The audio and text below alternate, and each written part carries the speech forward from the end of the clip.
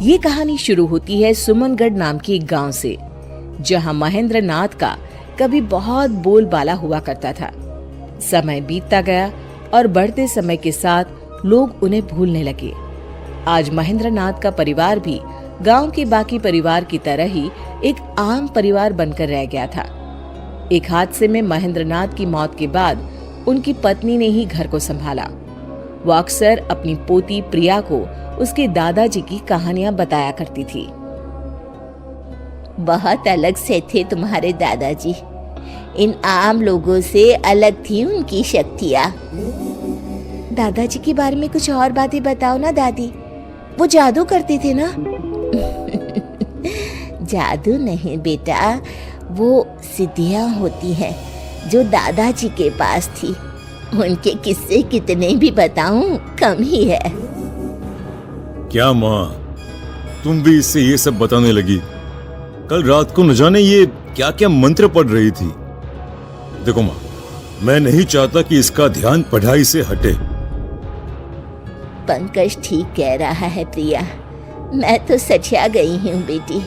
जा तू पढ़ाई कर। पंकज की बात सुनकर प्रिया वहां से अपने कमरे में पढ़ने चली जाती है, पर उसके मन में तो बस अपने दादाजी के किस्से को जानना था।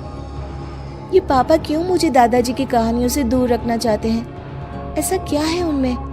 बहुत हुआ, ऐसा कुछ तो है जो सब मुझसे छुपा रहे हैं। प्रिया छुपकर अपनी दादी के कमरे के बाहर खड़े रहकर उन दोनों की बातें सुन लेती है। माँ, प्रिया को उस संदूक के बारे में कुछ भी पता नहीं चलना चाहिए। इस तरह अगर तुम पिताजी के बारे में उससे बात करती रहोगी तो कभी न कभी वो भी बाहर आ जाएंगे। जो छुपा होना चाहिए। पापा क्या छुपा रहे हैं मुझसे? क्या छुपाना है? कौन सा संदूक? ये सब क्या चल रहा है? तू कब तक छुपा लेगा प्रिया से इन बातों को? कभी ना कभी वो संदूक भी सामने आ जाएगा पंकज। जिद मत करो माँ, वरना मुझे उस संदूक को कहीं रख कर आना होगा। मैं आज ही उस संदूक को पास के जंगल में रख कर आता हूँ। न रहेगा संदूक, ना ही रहेगा प्रिया को कोई खतरा। पंकज रात के ठीक 2 बजे सभी के सोने के बाद अपने घर के स्टोर रूम में जाता है और लाल कपड़े में लपेटे एक संदूक को बाहर लेकर आता है। माफ कीजिएगा बाबूजी, पर हम इन शक्तियों को नहीं संभाल पाएंगे। अब इस संदूक को अलविदा करने का समय आ गया है। सर्दी की ठंडी रात को पंकज उस संदूक को उठाए चल पड़ता है। हवा बहुत तेज बहने लगती है। अचानक ही आंधी आने जैसा माहौल बन जाता है। अरे, ये अचानक मौसम को क्या हो गया? अगर बारिश शुरू हो गई तो मैं क्या करूंगा? तेज हवाओं के बीच जैसे तैसे पंकज जंगल में पहुंचता है और उस संदूक को वहीं रखकर वापस घर आने को लौट पड़ता है। पंकज को रास्ते में वही संदूक दिखाई पड़ता है। अरे, ये वापस यहाँ कैसे आया? अभी तो मैं इसे जंगल में छोड़कर आया था। पंकज फिर से उस संदूक को जंगल में लेकर जाता है और जमीन में दफना देता है। इस बात से अनजान की प्रिया उसका पीछा कर रही है। पंकज संदूक को दफनाकर निश्चिंत होकर घर वापस आकर सो जाता है। तो इस संदूक को मुझसे छिपाना चाहते थे पापा। लगता है इसमें कोई खजाना है। इसे मैं घर वापस ले जाऊंगी। प्रिया संदूक को वापस अपने घर ले आती है और अपने कमरे में जाकर उसे खोलती है।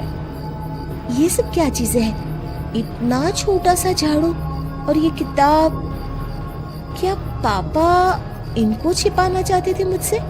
ओहो, बेकार में इतनी सर्दी में जंगल से इस संदूक को मैं ले आई। कल ही वापस रखाऊंगी। ये कहकर प्रिया सोने चली जाती है। वो जैसे ही आंखें बंद करने वाली होती है, किताब में से एक तेज रोशनी बाहर आती है। झाड़ू खुद ब खुद हवा में उड़ने लगती है। ये सब क्या हो रहा है? किताब में से रोशनी के साथ साथ कई अक्षर हवा में उड़ने लग जाते हैं। कब से अपने मालिक की तलाश कर रहा था मैं। तुम मिल ही गई मुझे प्रिया। प्रिया की आंखों के सामने सभी अक्षर उसके दिमाग में चले जाते हैं। किताब अपने आप बंद हो जाती है। झाड़ू एक छोटा सा डिब्बा बन जाता है और प्रिया की आंख लग जाती है। अगली सुबह। कल रात जो भी मैंने देखा वो मेरा सपना था या हकीकत? तभी कमरे में बैठी हुई प्रिया को दूसरे कमरे में अपने दादी और पापा की बातें सुनाई देने लग जाती है। मैं यहाँ बैठे हुए कैसे सब कुछ सुन पा रही हूँ? ये कैसे हो सकता है? तभी अचानक से प्रिया को अनजाने साए दिखने लग जाते हैं। हमें बचाओ प्रिया, हमें बचाओ। कौन हो तुम लोग? नहीं नहीं, मुझे छोड़ दो। प्रिया की आवाज सुनकर शोभा और पंकज उसके कमरे में आते हैं, पर उन्हें वहां कोई नहीं दिखता। क्या हुआ प्रिया, तुम ठीक तो हो? पापा, मुझे बचा लीजिए। मैं कल वो संदूक अपने साथ ले आई थी। मुझे अब यहाँ पर अजीब से लोग दिखाई दे रहे हैं जो मुझसे मदद मांग रहे हैं। मैं ये जानता था, इसीलिए तो ये सब तुझसे छुपाया मैंने। तेरे दादा यानी मेरे पिताजी महेंद्र नाथ ने लोगों की मदद करने के लिए कई सिद्धियां ली। उन्होंने अपने बारे में तो कभी सोचा ही नहीं। कई अतृप्त आत्माओं को आजाद करवाने में और कई मजबूरों की मदद करने में ही उन्होंने अपना जीवन लगा दिया। उन्होंने अपनी सारी शक्तियां इस संदूक में छुपा कर रखी थी, पर उनके ही एक चेले ने उन्हें धोखे से मरवा दिया और संदूक चुरा लिया। पर वो ये संदूक खोल नहीं सका।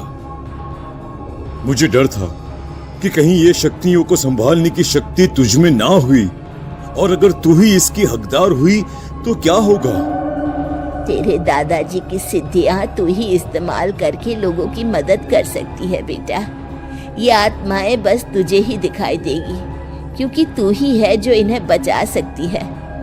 अब जब शक्तियां तुझ तक आ ही गई है तो भगवान तुझे हिम्मत भी देगा।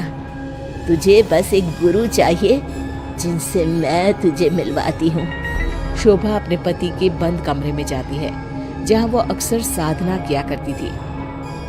जैसे ही प्रिया उस कमरे में जाती है, महेंद्र की आत्मा भी वहां आ जाती है। ये है तुम्हारे गुरु बेटा। ज्ञान तो प्रिया पा चुकी थी। महेंद्र नाथ प्रिया को सिद्धियों की प्रयोग के नियम की शिक्षा देते हैं।